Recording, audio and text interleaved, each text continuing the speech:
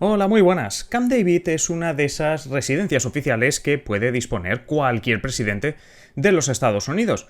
Pues bien, hoy nos iremos a Camp David porque tal día como hoy de 1978, el entonces presidente de los Estados Unidos, el demócrata Jimmy Carter, hizo que precisamente Camp David se pusiese en el centro de la política internacional.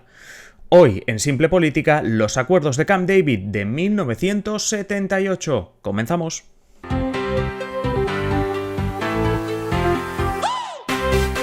Os habla Adrián Caballero y esto es Simple Política, el podcast que trata de simplificar y traducir todos esos conceptos, estrategias y temas que están presentes cada día en los medios y que nos gustaría entender mejor. Y este viernes, como ya hemos anunciado, vamos ahora a conectar con Fran para hablar de una paz, de un acuerdo de paz bastante interesante entre Israel y Egipto. Os lo contamos con Fran.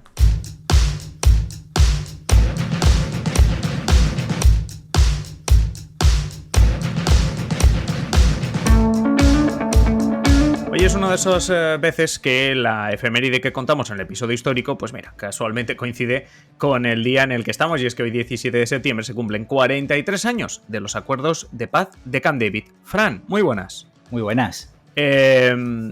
Acuerdos de paz de Camp David. Camp David, por cierto, residencia, bueno, una de las residencias que tiene el presidente de los Estados Unidos, donde ha habido muchos tipos de negociaciones y acuerdos internacionales, y en este caso hablaremos de la paz entre israelíes y egipcios hace 43 años, auspiciados obviamente, si están en Camp David, por el presidente de los Estados Unidos en ese momento, por la administración Carter. ¿Por qué? ¿Por qué hay un acuerdo entre egipcios y israelíes? ¿Qué les pasaba a los egipcios y a los israelíes?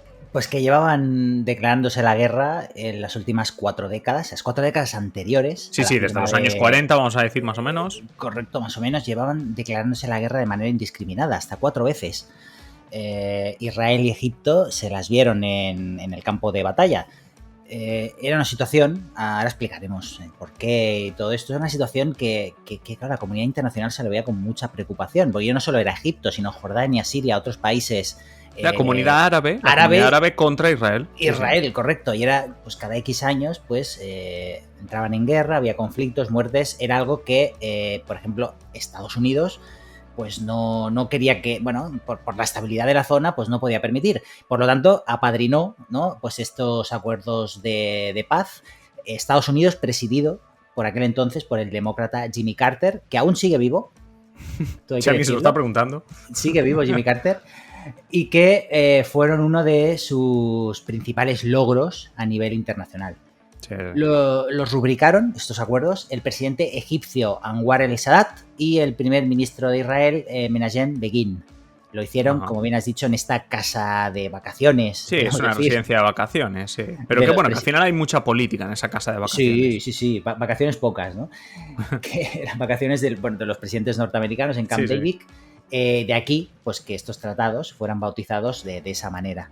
La paz, eso sí, de entre ambos países sería ratificada en marzo de 1979, unos meses más tarde. Sí. No, al final estos son simplemente pues unos acuerdos. Sí, unos acuerdos que eran un paso más en el intento de pacificación de la zona. No se olvidaban de los palestinos, que también estuvieron presentes en todo este tratado, pero las partes y Estados Unidos quisieron priorizar la paz entre las dos potencias de la zona como primer paso hacia la resolución del conflicto entre palestinos e israelíes. 43 años después podemos decir que el conflicto sigue abierto. Sí, o sea, estamos hablando de unos acuerdos de paz que realmente, a ver, a largo plazo, 43 años después, como tú dices, pues no estamos viendo que tuviesen demasiados efectos o que no propiciaron la paz, no llegaron a la paz. Pero vamos a hablar de antes. Es decir, ¿de dónde veníamos? ¿Por qué se firman estos acuerdos? Es decir, me lo has contado, o sea, décadas de guerras y de conflictos, pero ¿qué estaba pasando? Pues en esa época estamos hablando de que se firman en el año 79, ¿no? Si no me equivoco. Sí, la paz final definitiva en el 79. Se firma en el 79, unos años antes tenemos antes estos acuerdos en Camp David. ¿Qué estaba pasando? O sea, ¿por qué llegamos a Camp David? ¿Por qué es necesario llegar a estos acuerdos? Pues que se habían declarado la guerra hasta 4 veces desde 1948, que es el año en que nace el Estado de Israel. Sí. Cuatro guerras en 3 décadas y pico, casi 4 Sí, sí. décadas, o sea, demasiados conflictos. Tenemos la guerra árabo-israelí de 1948-49, que esta es la que dio como resultado la creación del Israel moderno, Sí, del Estado de Israel. ¿correcto? La guerra de la crisis de Suez en 1956, la de los 6 días en 1967 y la del Yom Kippur en 1973. Sí, sí. Conflictos habituales cada pocos años. Correcto. Y había una cierta conciencia pues, de que esta situación no podía seguir así, por lo que los Estados Unidos, pues un tradicional aliado de los israelíes y donde hay fuertes y potentes lobbies judíos en Estados Unidos, pues tomaron la determinación de calmar los ánimos entre las dos potencias regionales. Digamos que Kissinger ya comenzó a dar estos pasos, ¿no? Hacia el reencuentro de los dos países, pero fue Carter quien dio el paso definitivo. Se dice que tuvo esta revelación, ¿no? En una visita a Tierra Santa en el 73 y que provocó un sentimiento en Carter de querer hacer algo por solucionar este conflicto. Una revelación, Carter. Correcto. De hecho, Jimmy Carter tiene una fundación que se dedica a mediar por el mundo otro tipo de conflictos. ¿De conflictos? Tanto, pues sí, interesante. Es una persona con un espíritu de conciliador, ¿no? Podríamos decir. Sí, de conciliador, de pacificador, es el pacificador. Correcto, es el pacificador, no George Clooney, es él. Bueno, pero digamos que pese a que Carter hizo de mediador, quien dio el primer paso fue al-Sadat.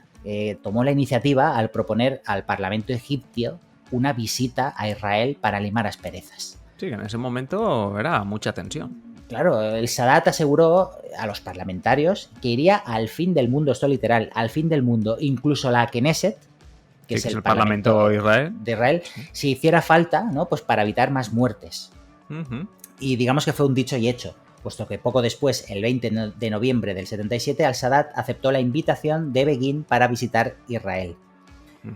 Ya os podéis imaginar la oleada de críticas que recibió el mandatario egipcio por tomar esta decisión. Claro. Siria, Jordania, Irak, Libia, Argelia, todos estos países rompieron relaciones diplomáticas con Egipto. Sí, es decir, estaba prohibido, por decirlo así, claro, acercar relaciones con Israel. Una línea roja, ¿no? Incluso la Organización para la Liberación Palestina, la OLP, criticó duramente a los que creía aliados suyos frente a Israel. Ya, no sentó nada bien. No sentó nada bien. Digamos que un año después de este primer paso de al-Sadat, ambos mandatarios pues harían lo propio en Camp David. Allí se reunieron y fueron limando asperezas, es decir, que fueron bajando sus pretensiones para llegar a acuerdos. No, ceder, lo que se tiene que hacer en una negociación. Correcto, la base de toda negociación, ¿no? Ceder. Sí, sí. En este sentido, ambos países pues, se reconocieron como soberanos e Israel accedía a devolver los territorios de la península del Sinaí, recordemos que es un epicentro de la historia bíblica y una zona a priori irrenunciable en aquel momento para Israel. Sí. Pues Israel en ese momento pues, accedió a devolver esos territorios que seguían ocupados fruto de guerras del pasado, pues a devolverlos a Egipto. Ojo, sí. Una cesión. Sí. Una cesión, te los devuelvo, aquí los tienes, ¿no? Este acuerdo también establecía que Israel desmontaría asentamientos de colonos en territorio palestino. ¿Os suena, no, esto? Sí, lo de territorios colonos, sí. Y además, asentamientos de colonos en la actualidad seguimos teniendo. O sea, correcto. Sí. Y a cambio, por ejemplo, Israel obtenía permiso para que sus barcos pudieran transitar por el canal de Suez, poniendo fin a un bloqueo pues, que le hacían el resto de países árabes. Un bloqueo a la hora de salir al mar. Sí, bueno, pero claro, le hacían el bloqueo que pueden, ya que las guerras las iba ganando sucesivamente Israel, iba expandiéndose.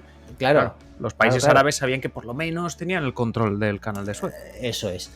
Es importante también destacar, por otro lado, la extracción social, histórica y política de ambos líderes. Al-Sadat había vivido en carnes propias la ocupación británica de Egipto, con todas las tropelías que se hicieron. Mientras que Begin, que había sido era el líder del Likud, que es el partido de Benjamin Netanyahu, era natural de Bielorrusia. Anda. Ya os imagináis la historia de este hombre. En 1941 los nazis entran en su ciudad y asesinan a sus padres. Se radicaliza, sionismo. Además, Begin acaba siendo líder de la organización terrorista Irgun, que es la organización que en 1946 voló el Hotel Rey David. A muchos os sonará el atentado del Hotel Rey David en Jerusalén, donde digamos que estaba el mando británico de Palestina. Ya. Es una acción que incluso Churchill criticó. Bueno, fue una masacre en la que murieron 91 personas porque lo que hicieron fue llamar y avisar de que había una bomba. Lo que hizo es acercar a más gente al hotel. Claro. Entonces, claro, la masacre fue considerable. Sí. 2 años más tarde, hay que decir que Irgun asaltaría la aldea palestina de Der Yashin, donde acabarían asesinando a unas 120 personas. Un crimen condenado por el propio Ben Gurion, es uno de los héroes del Israel moderno, y el grupo Haganah, que es otra organización paramilitar de resistencia judía que había nacido en los años 20. Imagínate. Sí, pero vamos, que estaban muy... Digamos que los dos estaban muy politizados, claro, incluso más, o sea, o radicalizados, muy conscientes de lo que se jugaban claro. Tanto si se ponían a hacer una guerra como si se ponían a acercar posturas. Claro, dos líderes fuertes, como has dicho, con un pasado traumático de ocupaciones, ¿no? Pues imagínate, pues les tocaba de fondo, de cerca, el hecho de territorios ocupados, ¿no? De ahí, al menos hasta que llegó Camp David y los acuerdos de Camp David, pues que ninguno quisiera ceder ni un palmo ante el enemigo. ¿Vale? Claro. No obstante, Al-Sadat y Begin recibirían el Nobel de la Paz en el 78, pues por estos acuerdos, precisamente. Anda, fíjate.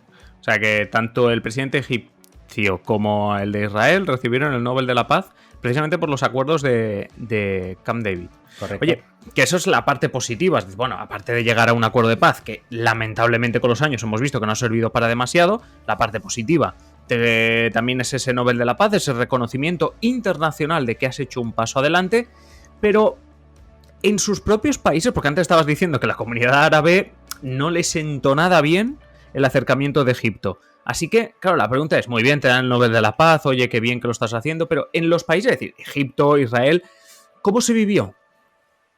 Digamos que una mezcla de esperanza, ¿no? Oye, si llega la paz... ¿Y si va bien? ¿Y si sale bien? Y sí, ¿no? Y enfado también, como bien has dicho, como no entender pues, qué estaba pasando, ¿no? Imagínate los enemigos, o sea, enemigos mortales que de buenas a primeras, en un año, pues se reúnen y acaban firmando una paz.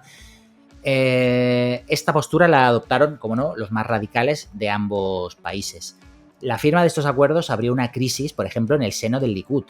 Y es que algunos de los sectores más radicales que se oponían a los términos de la paz con los egipcios, y que digamos que también eran un primer paso para dar autonomía a ciertos territorios palestinos, este sector del Likud iniciaron una intensa campaña contra el líder, contra Begin, que acabaría incluso en divisiones del partido. O sea, la cosa no fue moco de pavo.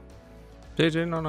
O sea, al final es que, bueno, es lo que estábamos diciendo. Al final, tanto en Egipto como en Israel habrá gente que pensará, te estás aliando o te estás acercando al enemigo de toda la vida. Sí, Begin sufriría, le costaría lo suyo, pero la peor parte podemos decir que se la llevó el egipcio. Anda. Porque el 6 de octubre de 1981, 3 años después de los acuerdos de Camp David, un comando de la Yihad Islámica de Egipto, liderado por Khalid al-Islambuli, conseguía romper el férreo cordón de seguridad que protegía al presidente y a su vicepresidente Hosni Mubarak, que gobernaría Egipto hasta 2011. Correcto, sí, Hosni Mubarak, que nos tiene que sonar si repasamos un poquito el tema de primavera árabe, era el presidente egipcio precisamente hasta la primavera árabe. Correcto. Pues este comando de la Yihad Islámica consiguió romper este férreo cordón de seguridad que protegían a los dos líderes en un desfile militar y consiguió asesinar a Al-Sadat. O sea, Hosni Mubarak obviamente sobrevive, porque si no, no podría haber gobernado hasta 2011. Herido, pero sobrevive, sí, correcto. Sí. Hay varias, bueno, ahora veremos que hubo varios heridos. A ver, estos tratados con Israel habían enfurecido al islamismo, que desde el mismo momento de la firma pues comenzó una campaña de reclutamiento de militares y otros activistas para cometer este atentado contra Al-Sadat, que siempre de alguna manera era desbaratado, ¿no? Ya. Este 6 de octubre del 81 no tuvo tanta suerte el egipcio y acabó falleciendo en un atentado en el que también resultaron heridos representantes de la comunidad internacional, como un ministro cubano y el ministro de Defensa irlandés James Tully. O sea que también es porque estaban por ahí. Así que, claro, qué casualidad también, que haya un ministro de Defensa irlandés, que haya un ministro cubano. Claro, esto piensa como el desfile de las Fuerzas Armadas en España, el 2 de octubre hay una tribuna con autoridades, ¿no? Pues imagínate que alguien, pues fue un magnicidio, una acción de película. Salen de una furgoneta cargados con metralletas, disparando, bueno, tirando granadas. Pues imagínate si tiras al bulto, pues claro. Hieres no solo a tu objetivo, sino a todo el mundo que lo rodea. Y en este caso, pues había miembros de la comunidad internacional que sobrevivieron por poco. Sí, no, al final lo que Estados Unidos llamó hace unos años daños colaterales, tan famosos. Que tú querías matar al presidente y acabas pues hiriendo o matando a otras personas. Bueno, ya lo vemos, Al-Sadat fue el que se llevó la peor parte, pero lo que queda claro es que, obviamente, en Egipto, por supuesto, la cosa no sentó demasiado bien. En Israel, bueno, hubo una campaña, como tú dices, contra Begin por lo que estaba haciendo. Normalmente en los dos casos coincide que son los radicales del país los que al final acaban haciendo esa campaña. Y realmente al final, sea por los radicales o sea por lo que sea, sí que es verdad que con los años se ha demostrado que, bueno, que esos acuerdos de paz pues no han traído la paz bueno, a lo mejor entre Israel y Egipto sí, claro, porque es que estamos, claro, a lo mejor lo estamos viendo en plan Palestina, pero no, claro. Entre Israel y Egipto sí que trajeron la paz, sí. Claro. No hay que recordar que Begin tuvo suerte en el sentido que no sufrió el destino de Al-Sadat. No podemos decir lo mismo de Yitzhak Rabin, que unos años más tarde, también tras unos acuerdos y un acercamiento a los palestinos, pues fue asesinado por un radical israelí. Sí, no, además es que recuerdo perfectamente que también Camp David fue escenario con los años y, si no recuerdo, bajo la presidencia de Bill Clinton también, de una reunión importante entre Israel y Palestina. O sea, que esta situación y estos acuerdos de Camp David, digamos que los podríamos enumerar por años. No hay unos acuerdos de Camp David, sino que ha habido bastantes acuerdos de Camp David. Fran, pasamos de Camp David para que la semana que viene nos hables de algo que nos toca más de cerca, ¿verdad? Sí, una pregunta. ¿Tú alguna vez usas la expresión ¡Viva la Pepa! Alguna vez la he usado, pero te reconozco que hasta hace unos años no conocía el origen. Es decir, como muchas expresiones, ya hay muchas frases hechas y expresiones en español que las usas, pero que no sabes exactamente de dónde tiene el origen. Y hasta hace unos años no sabía de dónde tenía el origen. Pues la semana que viene conoceremos el origen constitucional y la vinculación de esta expresión con la historia y la política españolas. Claro, exacto, si lo explicamos será por algo. Así que la semana que viene nos vas a explicar de dónde viene eso de Viva la Pepa. Eso es. Pues nada, Fran, que viva la Pepa y te escuchamos el próximo viernes. Un saludo. Venga, nos escuchamos.